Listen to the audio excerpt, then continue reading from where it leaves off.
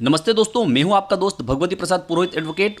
और आज हम समझेंगे कि नाना नानी की संपत्ति कैसे मिलेगी। तो यहाँ हमने एक काल्पनिक ग्राफ लिया है। इसमें एक काल्पनिक नाम है धन्नालाल, एक नाम है रामलाल, एक है सीताबाई, एक है महेश, एक है लता। और यह सिविल न्यायालय है, यह उपखंड अधिकारी महोदय अर्थात एसडीओ महोदय की न्यायालय है, यह तहसीलदार महोदय की न्यायालय है। और यह ज़मीन जो है या मकान जो है यह इस धन्नालाल का है। ठीक है, तो इस ग्राफ के माध्यम से हम सब कुछ समझने वाले हैं। आपने चैनल को सब्सक्राइब नहीं किया तो चैनल को सब्सक्राइब कर लीजिए, बेल आइकन को प्रेस कर दीजिए और इस वीडियो को फटाफट लाइक कर दीजिए, क्योंकि इस चैनल के माध्यम से आपको मिलती है सरल और आसान भाषा में कानून की नई नई जानकारी। तो आइए वीडियो को शुरू कर लेते हैं। देखिए दोस्तों, सबसे पहले हम यह समझेंगे कि इसमें इन लोगों का किसका किससे क्या रिश्ता है। ठीक है, उसके बाद में हम समझेंगे कि अगर कोई नाना नानी जो है उनकी संपत्ति नाती या नाती को कैसे प्राप्त हो सकती है। ठीक है, तो देखिए यह धन्नालाल, इसका एक बेटा रामलाल है और एक बेटी जो है वह सीताबाई है। इस धन्नालाल के केवल दो ही वारिस है और इस सीताबाई का एक बेटा महेश और एक बेटी लता है। अर्थात महेश जो है यह इसका नाती है और लता जो है यह इसकी नातिन है। किसकी? धन्नालाल की। और धन्नालाल जो है महेश और लता के नाना है। ठीक है, अब क्या होता है कि जब धन्नालाल की मृत्यु होती है तो धन्नालाल की मृत्यु के समय धन्नालाल के पुत्र और पुत्री दोनों में से रामलाल और सीताबाई दोनों में से रामलाल जीवित रहता है। ठीक है, और सीताबाई जो है इसकी मृत्यु जो है धन्नालाल की मृत्यु से पहले हो जाती है। ठीक है, अब ऐसी स्थिति में जब धन्नालाल की मृत्यु होती है तो इस जमीन पर किन लोगों के नाम दर्ज होंगे। ठीक है, तो इसके लिए ये रामलाल क्या करता है कि तहसीलदार महोदय के समक्ष मध्य प्रदेश भू राज्य संहिता की धारा 109 और 110 के तहत आवेदन पत्र प्रस्तुत कर देता है। ठीक है, यह मध्य प्रदेश के लिए, अन्य प्रदेश के लिए अलग धारा हो सकती है, लेकिन कार्यवाही इसी प्रकार से होती है। ठीक है, अब जैसे अगर यह रामलाल जो है ये तहसीलदार महोदय के समक्ष आवेदन पेश करता है और यह लिखता है उस आवेदन में कि धन्नालाल जी की मृत्यु हो चुकी है और धन्नालाल जी के नाम पर सरकारी कागज में यह जमीन है और धन्नालाल जी के केवल एकमात्र पुत्र ही जीवित है, पुत्री नहीं है या उनकी मृत्यु हो चुकी है। ऐसी स्थिति में अगर ऐसी स्थिति में इस जमीन पर रामलाल का नाम दर्ज किया जाए। ठीक है, तो ऐसी स्थिति में अगर मान लिया जाए तहसीलदार महोदय के द्वारा मौजा पटवारी महोदय से रिपोर्ट मंगवाई जाएगी और मौजा पटवारी महोदय के द्वारा भी केवल इस रामलाल का नाम लिख दिया जाता है रिपोर्ट में कि हाँ केवल इस धन्नालाल के वारिस रामलाल ही है।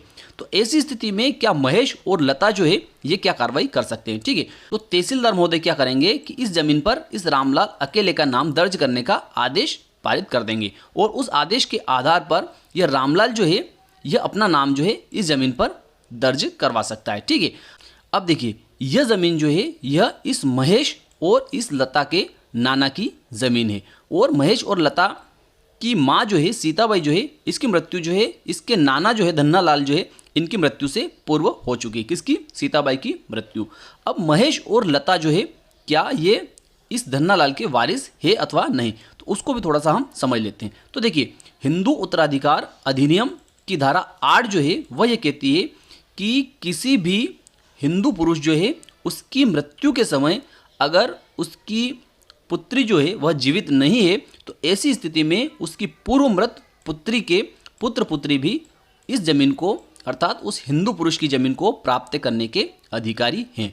अब ऐसी स्थिति में क्या होगा कि जब रामलाल ने इस जमीन पर अपना नाम दर्ज करवा लिया है तो अब ऐसी स्थिति में यह महेश और यह लता क्या कर सकते हैं। ठीक है, तो उसको भी हम थोड़ा सा समझ लेते हैं। तो देखिए, तो इसके लिए महेश और लता को क्या करना चाहिए। तो महेश और लता जो है ये क्या कर सकते हैं कि जो आदेश तहसीलदार महोदय ने इस रामलाल के पक्ष में पारित किया था और यह जमीन जो है इस रामलाल के नाम पर कर दी थी सरकारी कागज में, उस आदेश के खिलाफ यह महेश और ये लता जो है ये दोनों उपखंड अधिकारी महोदय के समक्ष अपील प्रस्तुत कर सकते हैं। क्या कर सकते हैं? अपील प्रस्तुत कर सकते हैं और अपील में यह सारी बातें लिख सकते हैं कि यह धन्नालाल जी जो है यह महेश और लता के नाना है और इन दोनों की महेश और लता की माँ का नाम जो है सीताबाई था और सीताबाई की मृत्यु जो है इस धन्नालाल की मृत्यु से पूर्व हो चुकी थी। इसलिए तहसीलदार महोदय को यह जांच करनी जरूरी थी कि सीताबाई की इस रामलाल की एक बहन और सीताबाई थी जिसके की पुत्र पुत्री महेश और लता है।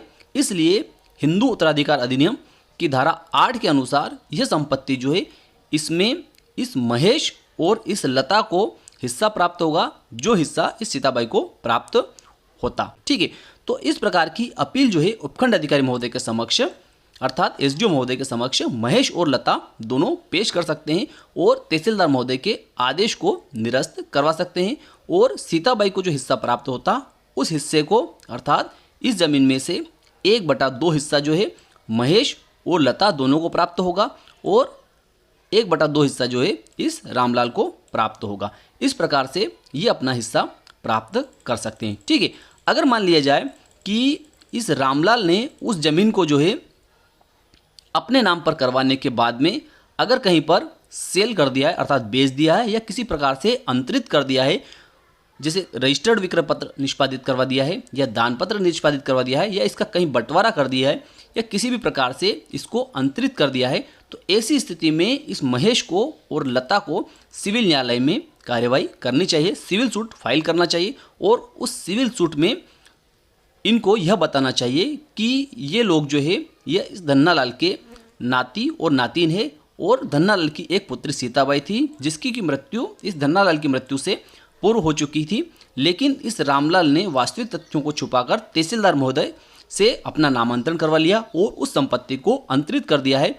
इसलिए जो अंतरण हुआ है वह इन लोगों के महेश और लता के स्वत्वों के मुकाबले शून्य है, इसलिए उस अंतरण को रद्द किया जाए और इस संपत्ति में से 1/2 हिस्सा जो है वह महेश और लता को प्रदान किया जाए और 1/2 हिस्सा जो है वह इस रामलाल को दिया जाए। ठीक है, तो यह बात तो हुई किसकी, नाना की। लेकिन अगर मान लिया जाए कि इस धन्नालाल की जगह अगर इस धन्नालाल की पत्नी है, ठीक है, इस धन्नालाल की जगह अगर इसकी पत्नी है, ठीक है, इस धन्नालाल की जगह अगर इसकी पत्नी है, उसका कुछ भी नाम हम मान सकते हैं, जैसे उसका नाम बी है। ठीक है, क्या नाम है, उसका नाम मान लिया जाए कि बी है। बी के नाम पर जो धन्नालाल की पत्नी है और इस रामलाल की माँ है और इस सीताबाई की भी माँ है। ठीक है, लेकिन इस बी की मृत्यु होती है उस समय मान लिया जाए कि उसके नाम पर, बी के नाम पर यह संपत्ति है और इस बी ने जो है इस संपत्ति की किसी भी व्यक्ति को किसी प्रकार की कोई वसीयत नहीं की है और इस बी की